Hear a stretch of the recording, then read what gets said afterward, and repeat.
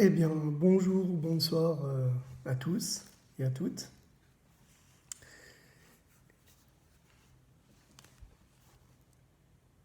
Il y a, j'ai fait la découverte d'une une psychologue que je trouve excellente. C'est Emmanuelle Laurent, qui est vraiment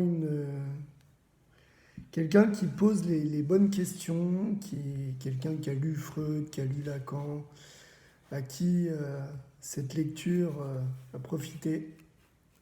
Quelqu'un qui dit qu'elle a fait une analyse de 15 ans, ce qui est énorme, énorme. Quelqu'un qui est passionné par ces questions qui sont passionnantes, il faut bien le dire. Et alors, des fois, là, ça fait 48 heures que je suis sur sa chaîne. Et des fois, je trouve qu'elle s'arrête trop tôt dans ses questions.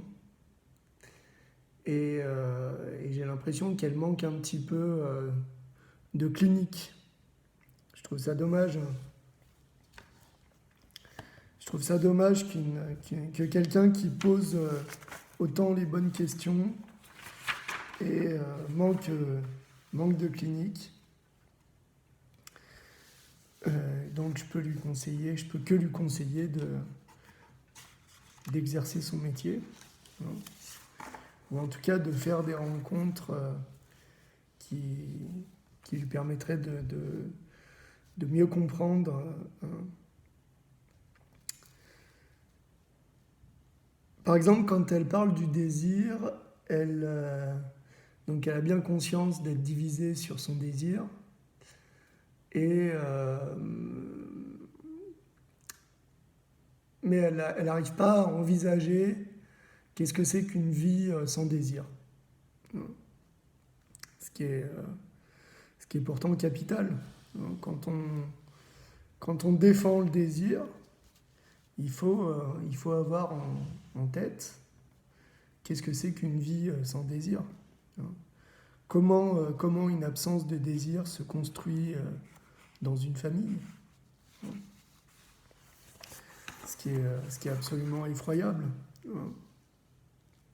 Surtout qu'à notre époque, notamment sur YouTube, quand on regarde la chaîne d'Emmanuelle Laurent, à côté, on a des vidéos.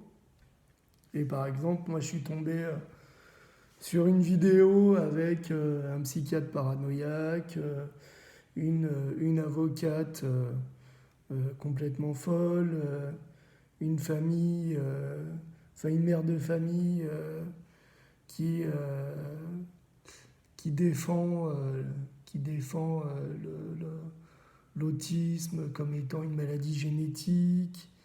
Voilà.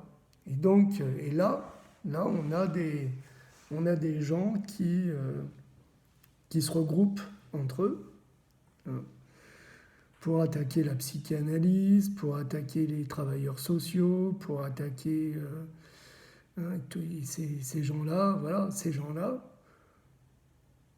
sont construits sans désir. Hein. Et donc, du coup, qu'est-ce qui se passe quand on n'a pas de désir?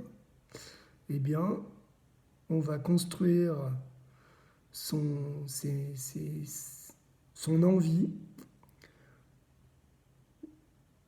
sur la base d'une envie de détruire l'autre. Et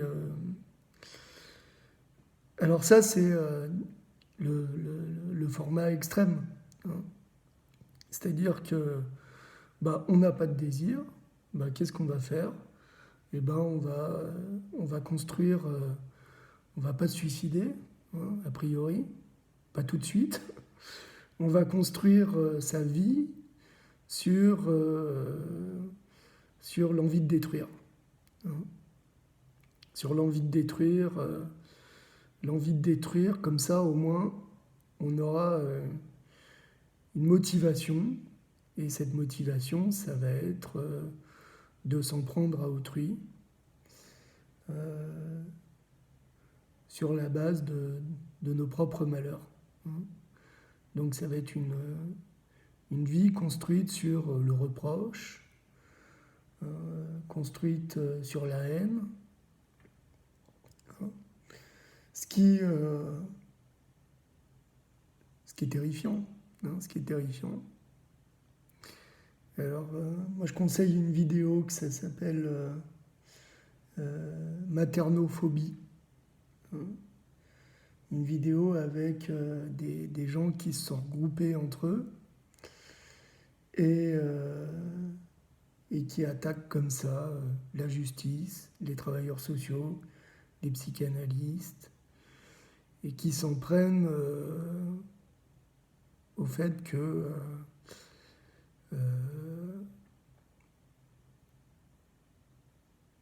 la folie aurait une cause, mais une cause qui ne serait pas subjective, une cause qui serait organique, etc. Et donc, ces gens-là ne se rendent pas compte que un enfant, c'est quelqu'un qui va grandir dans un milieu avec des idées, des relations, etc. Un enfant qui grandit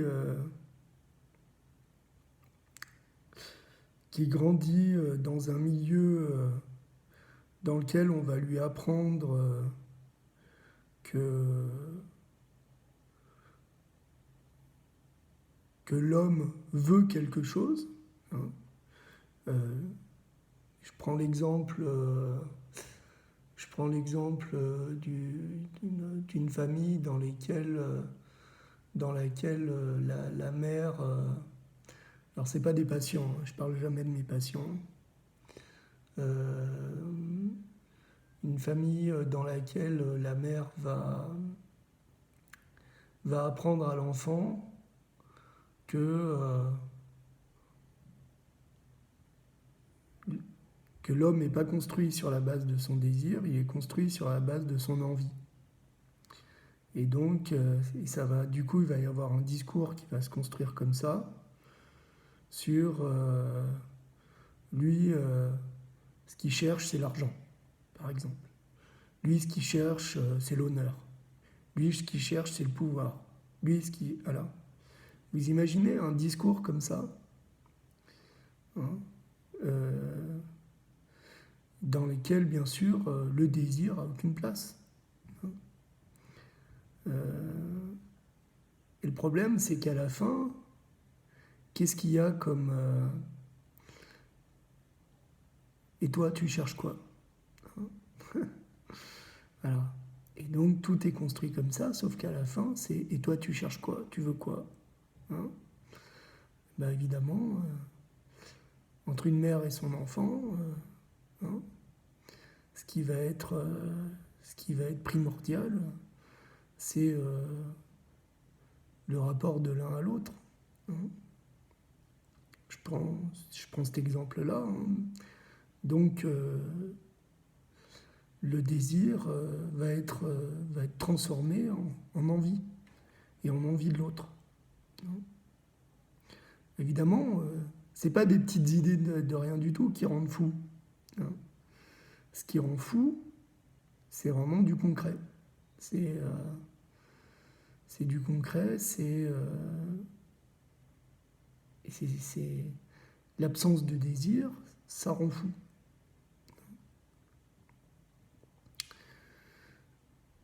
Ça, c'est un exemple, mais il y en a d'autres. C'est, par exemple, un enfant qui grandit dans une famille dans laquelle l'homme et la femme ne s'aiment pas. Le père et la mère ne s'aiment pas. Ils ne s'aiment pas, et pire que ça, ils se craignent. Et la folie aidant,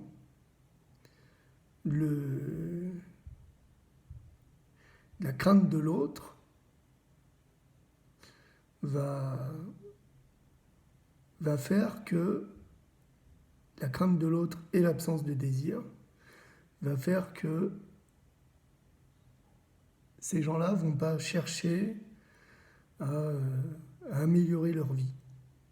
Hein. C'est-à-dire ils vont faire grandir un enfant dans un climat de haine sous-jacente dans lequel l'enfant n'aura aucun,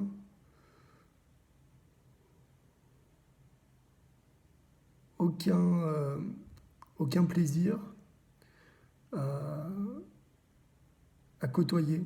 Hein. Chaque jour, chaque nuit sera une nuit dans laquelle on sera encore en vie. Hein. Dans lequel il n'y aura pas eu d'agression, dans lequel il n'y aura pas eu de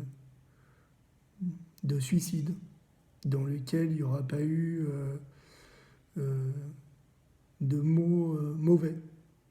Hein. Et ben, ça c'est une absence de désir. Hein.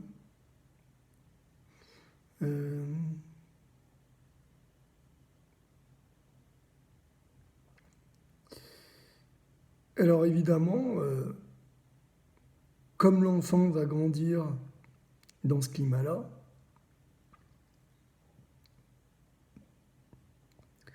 qui bizarrement ne va pas engendrer d'envie de se sauver, d'envie de se sauvegarder, d'envie d'en sortir, d'envie d'expliquer aussi. Hein. Expliquer, hein. Chercher à comprendre. Hein. Il n'y aura pas d'envie de chercher à comprendre parce que ça sera déjà compris. Hein. Ça sera déjà compris et ça sera déjà expliqué. Hein. C'est-à-dire qu'il n'y aura pas d'absence de connaissance. Hein. Tout va être tellement bien expliqué que tout sera compris. Hein. Donc, c'est pas...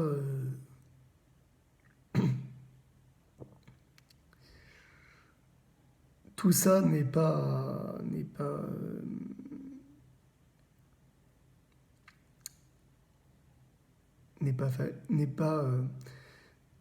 et en plus, tout ça n'est pas phallique.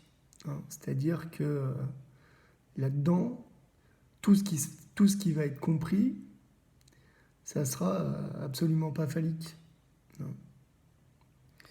Donc, le désir se passe du phallus. Hein. Mais quand il n'y a jamais eu de phallus, il n'y aura jamais de désir. Non. Pourquoi? C'est assez simple en fait. Hein. C'est que pour construire un phallus, il faut un discours qui soit relativement narcissisant. Et donc pour ça, ça veut dire que pour ça, il faut quand même apprécier un minimum l'autre. Hein. On ne peut pas vivre, on ne peut pas susciter un désir dans lequel l'autre va être un objet de haine. C'est pas possible. Donc ça veut dire que le désir suppose déjà un minimum d'amour.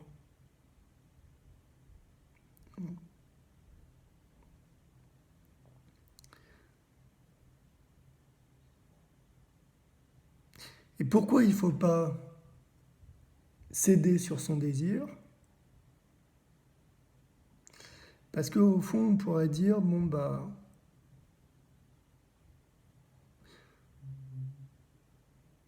tout ça c'est tellement difficile, aimer, c'est tellement difficile. Pardonner, c'est tellement difficile. Euh,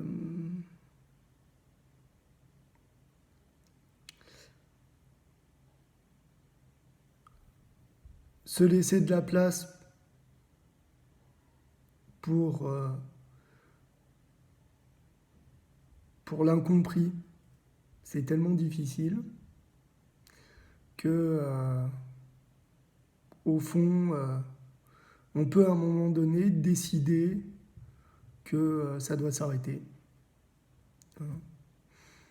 Que ça doit s'arrêter, qu'il n'y a pas besoin de pardonner, il n'y a pas besoin de garder de l'incompris, il n'y a pas besoin d'aimer. On peut très bien faire sa vie côte à côte, sans rien, juste avec un besoin matériel et juste avec l'envie que le jeu continue. Et vous voyez d'ailleurs énormément de gens qui se donnent comme objectif d'arbitrer. Pourquoi? Parce que ils ont appris qu'il fallait que le jeu continue, quoi qu'il en coûte.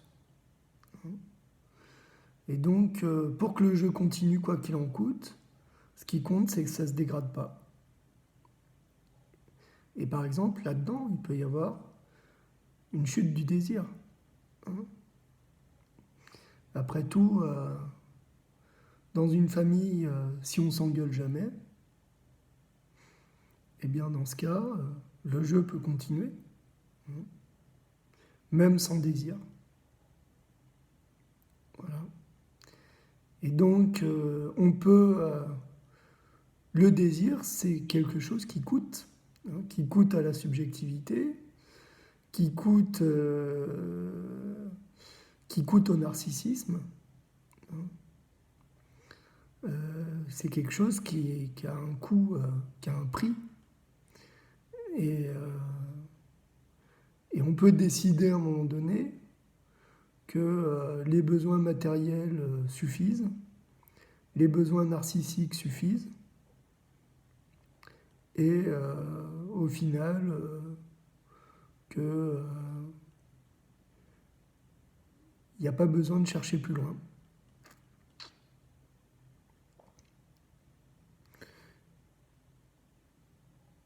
Sauf s'il faut chercher plus loin à détruire le mal. Là, sur Internet, on voit des vidéos comme ça, où des gens se regroupent pour faire part de leur haine. Et c'est vrai que ça fait bizarre comme ça quand on voit des gens se regrouper pour faire part de leur haine de la psychanalyse, alors qu'ils n'ont jamais fait de psychanalyse. On sent qu'on est dans une société qui dérape.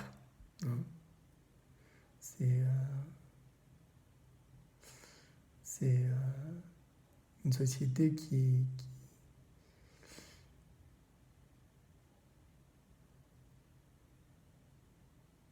où vous voyez des familles se regrouper contre les travailleurs sociaux. Les travailleurs sociaux en général, pas les travailleurs sociaux de telle ou telle institution. Donc, il y a... Donc, ne pas céder sur son désir, ça veut dire continuer à vivre et à vivre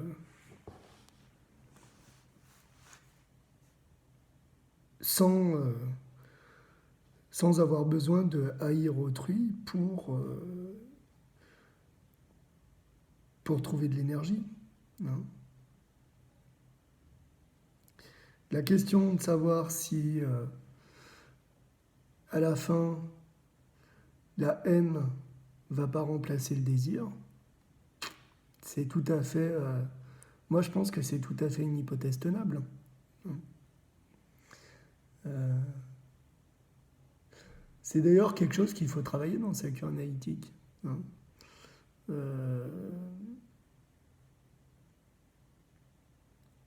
Quelle est la place de la haine dans la cure analytique? Hein. C'est pourquoi est-ce que on a le sentiment que le passage à l'acte fait partie du désir, par exemple. Hein. C'est alors que dans l'imaginaire collectif, le passage à l'acte fait partie de la psychopathie. Hein. Donc il y a comme ça des choses, voilà. Donc le désir, ouais, le désir surtout, faut pas céder dessus. Hein. C'est quelque chose qui, quand on voit des gens vivre sans désir, on voit qu'ils continuent à vivre entre guillemets. Hein.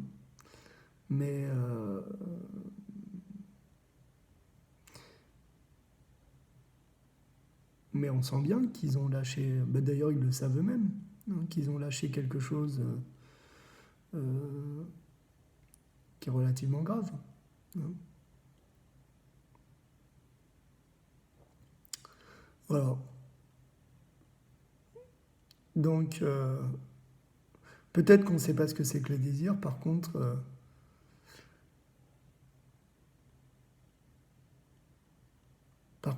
quand on voit des gens vivre sans désir